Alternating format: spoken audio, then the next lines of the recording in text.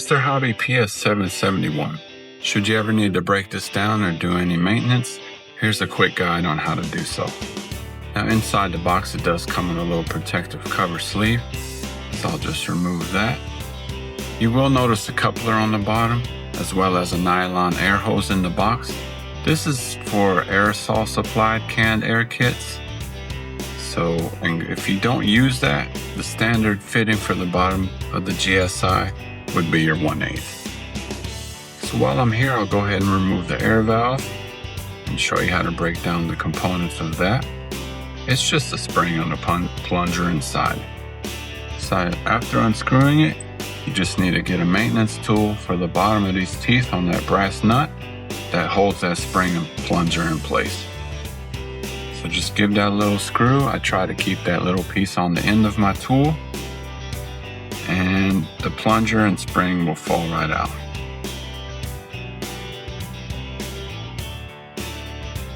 Now I will proceed to the back of the brush. This right here is your fluid control knob. Depending where you set that will determine how far back you can pull that trigger. This just unscrews from the handle. Then you can remove the handle. Now this will expose the needle and the needle chuck nut. Now this tightens down on that needle. If that's not tight or something's wrong with it, then that needle will not move back and forth. So just loosen that, you can take that off, and now you can remove the needle. This will expose the needle tightening screw, tension screw rather. So the further you put that in or out will determine how much tension there'll be on that trigger. I'm going to remove the whole assembly at one time and then break it down further. Without taking that waist plate off, you can't take the needle chuck out. So now I can remove the needle chuck, the needle spring. This is the waist plate and that tension screw.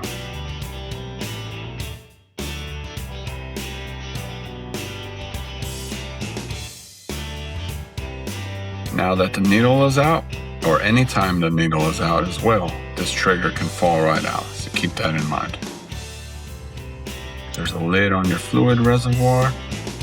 There's a MAC valve on the front for more precision air control. I have some anti-marring pliers here to not damage the finish, and that will unscrew that MAC valve. Now the front end of the brush will be the protective cover. That just unscrews, exposing the air cap, which exposes the nozzle. Now you just get any nozzle tool that you have. There is a wrench provided, but be careful with this. If you over torque it, you can easily damage that nozzle. Give that a little turn and it'll come right off. There is a GSI maintenance kit that I recommend that works better because it doesn't over torque that nozzle when you're installing it or removing it. Now it's just the air head itself. A little turn and it just unscrews. It's all kind of one unit here. Do take note, there is a little black O-ring inside that body. Sometimes you need to change that out. So the last thing would be the packing screw inside this body here. So you just need another maintenance tool to get in there till you feel that click and start unscrewing that packing seal. Once it's completely loose, it usually rests on the end of your tool there, and now you can either change and clean it and do what you need to do. So that's the breakdown of the 771.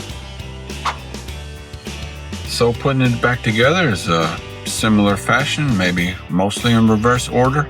I do like to lay my parts out in some kind of way of how I took them apart, just in case it is your first time. It will help you remember where the parts go and how to put them back together.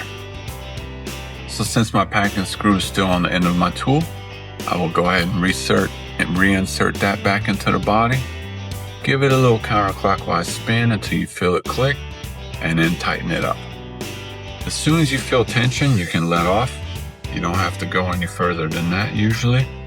All you want to do is make sure your needle flows freely inside the body, but has enough tension where it doesn't fall out when you go up and down like this. This will be enough to keep that paint from going back into the trigger, and also enough for good control of that needle. Let's see, I guess I'll start with the front end by putting my air head back on.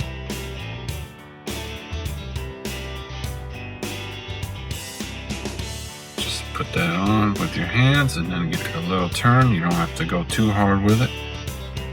Now your nozzle.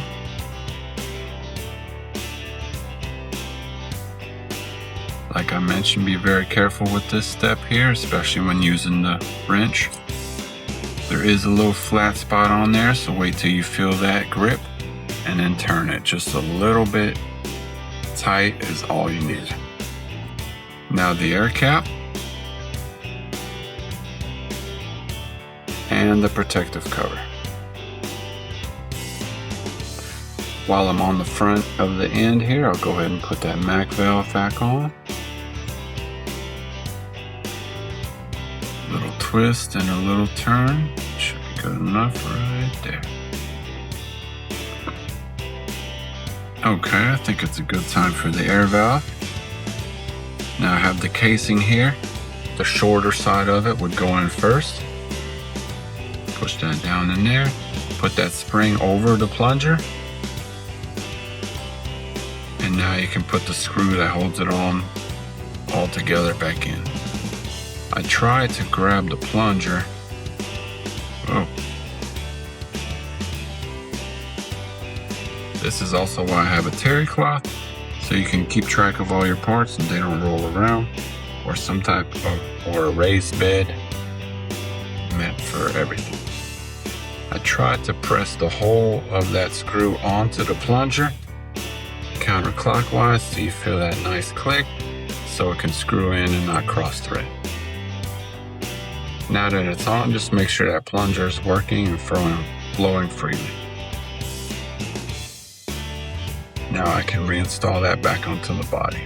Hand tight is usually enough. I'll put that coupler back on that they provide. And we're almost there.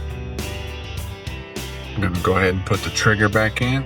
Take note of that little indentation on the back. You want that facing towards the back of the brush.